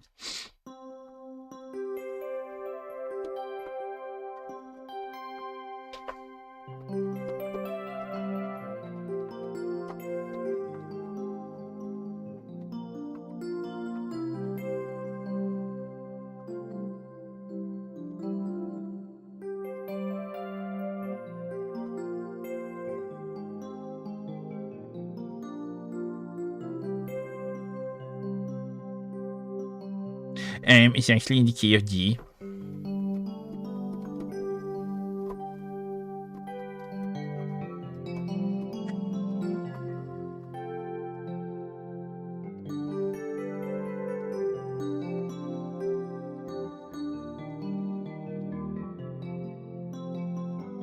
Yeah, it's okay. I've never been like a keys guy.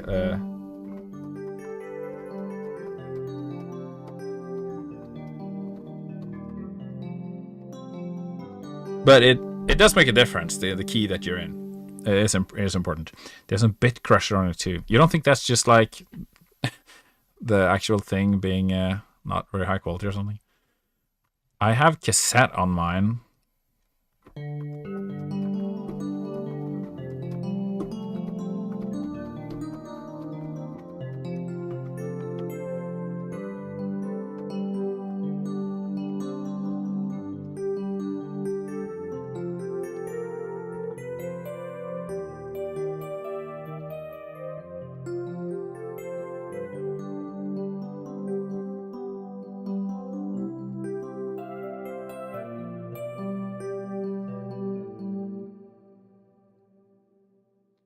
Yeah.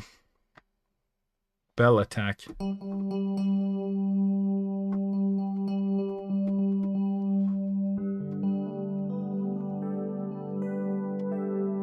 a bit less attack. Yeah, I think like a lot of these, like the attack and the sort of a lot of these transients probably get lost in like the actual processing of the when it goes onto the cartridge, and you know, I think a lot of these like warm tones can be kind of attributed to the, you know, the vintage quality of the whole thing. That's why it's so difficult to like be like, yeah, well, it's this sound, and they've made a sample instrument out of it, but then it doesn't sound the same because it wasn't played back on like freaking like analog tape or something, you know, with like a warm tube compressors or like a physical tube. You know, a friend of mine showed me that today, that he has like a vinyl player with like tubes on it that actually needs to like warm up, and they're glowing. It's so cool. There's another instrument I was gonna find.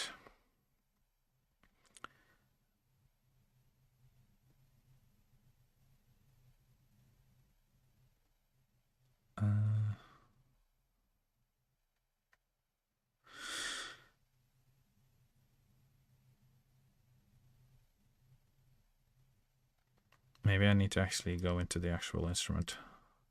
Because I've just recently got, you know that song, Aquatic Ambience? I think I might have shown you this before, but I'll do it again.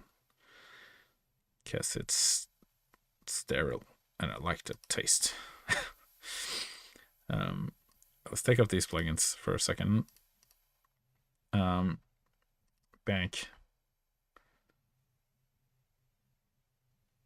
Now I just gotta remember what it's actually called. Electric piano. Maybe it was this one. Water EP? Nope. Oh, this is the one. Mr. Mellow. Mr. Oh. Mr. Mellow.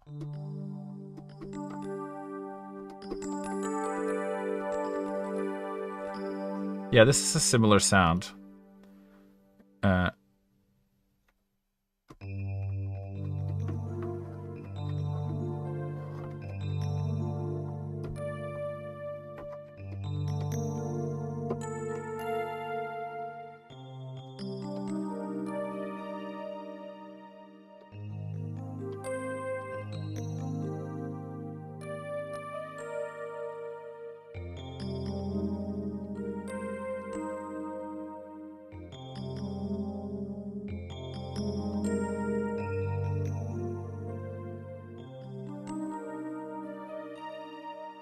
Do you guys know this song?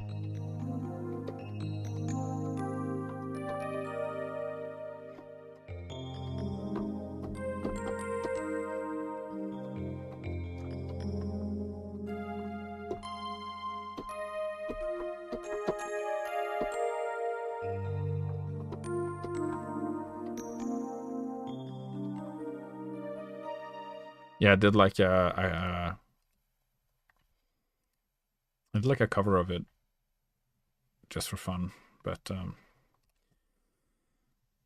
yeah, it's called Aquatic Ambience, and you can find it on YouTube. It's like they use it in like every kind of like, oh, do you remember the 2000s when PlayStation 2 was popular, and then they put that music on it, and it's like, oh, nostalgia. It's like the super duper nostalgia song, you know, for memes on whatever Reels or something. Skizzy. Yeah, I played it in the wrong key. What a rookie. Rookie. But now I should go down to my drums and be like,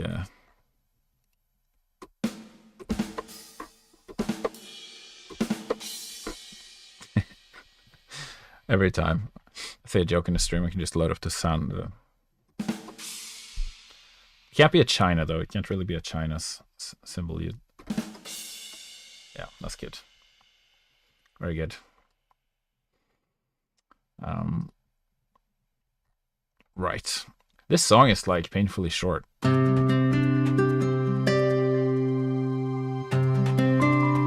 Avatar Unborn. I made this patch in the Reactor. It's really cool.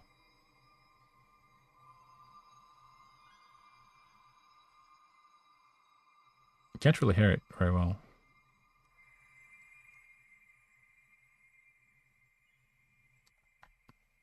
I think I was planning on using it in some kind of like customize your avatar kind of thing. Like I was thinking like, what if when you customize your avatar, you're kind of like floating in space and kind of like incubating in some kind of like space magic, and then you're like ready to go and you're like down to orbit.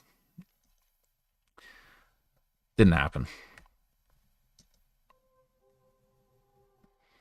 This is also pretty cool. What's this? Vocal rhythm. I've saved it. Oh yeah, it's exhale.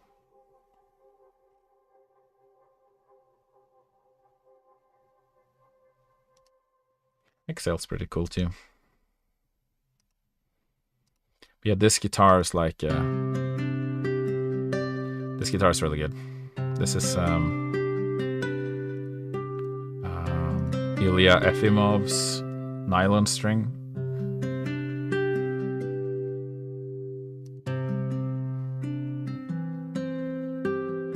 It's so like soft and smooth.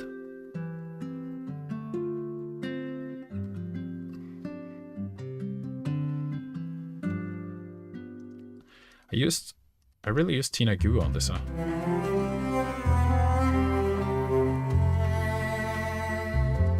Normally, I probably wouldn't have used. I haven't really used Tina Gu in a while. It has such like an intense sound, so.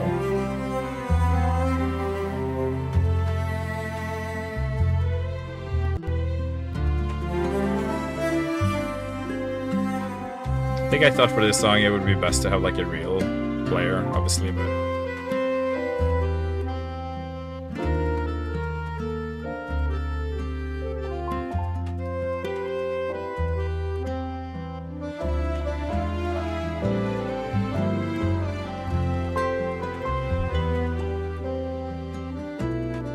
Kind of happy with this like voice leading here. It's just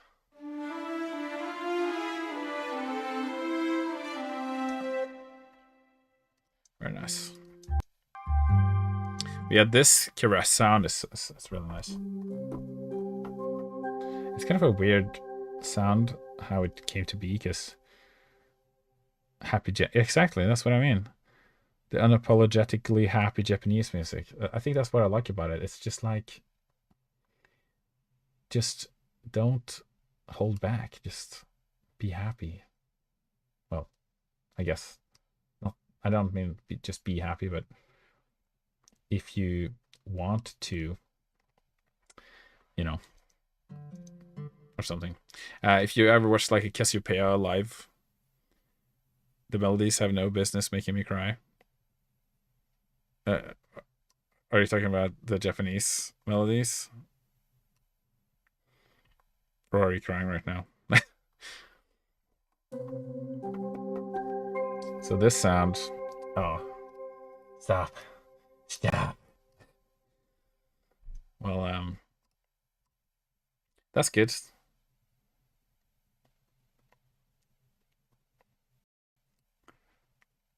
Not literally, almost. Good. Yeah, I don't know how to. I don't know how I would respond if someone was like crying on a stream, but I'm glad that, you know, it's moving people. Obviously, I think it's like I've been so distanced from the actual audience for so long that it's like I haven't ever seen anyone kind of in person listening to my music, right? I've only ever seen people write that they liked it. So it kind of gives you like a weird kind of, you don't really know, you can't see that like visceral response in people. But I think I did write a lot of the stuff that I did in the hopes that it would make people emotional. But this sound has like a sine triangle, and then it has like an erhu.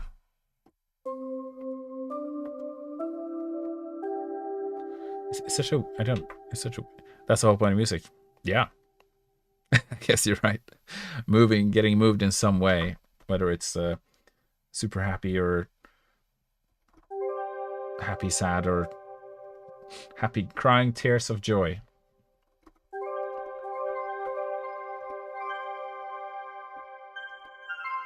You can do this like really nice kind of like it's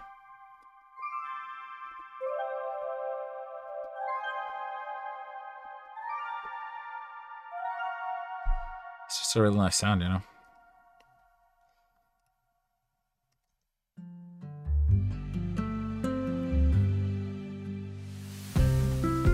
And then this is like Last Christmas. Maybe not actually, but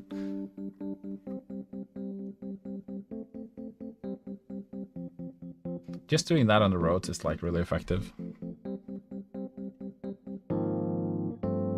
I mean, roads is great in general.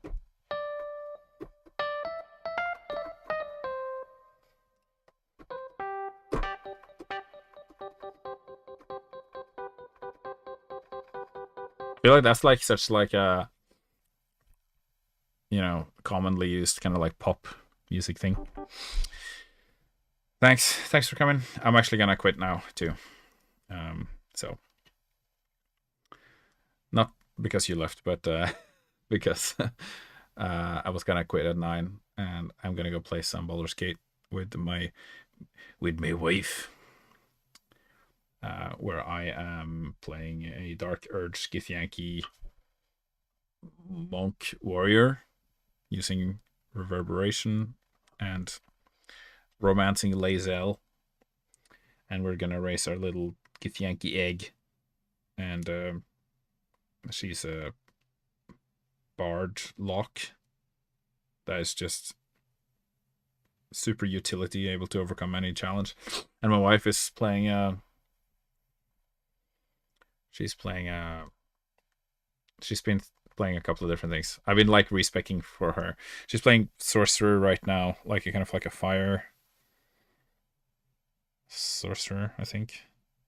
Or no, it's like a sword lock. Yeah, that's what she's doing. Anyway, that was for anyone who's interested in that. But thanks for coming, and yeah, more music next week. See you soon, and I hope you have a great